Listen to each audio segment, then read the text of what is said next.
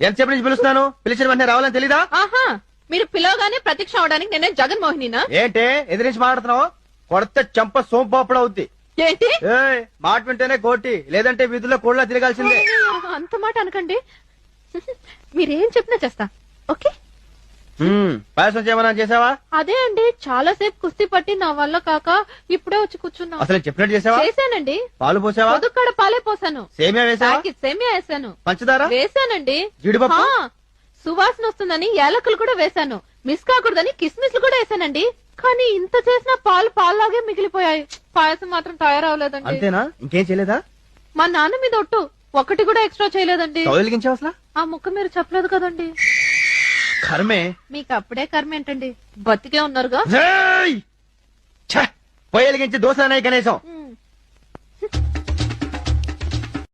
ఎంతసేపు నుంచి పిలుస్తున్నాను? పిలిచిన వెంటనే రావాలని తెలీదా?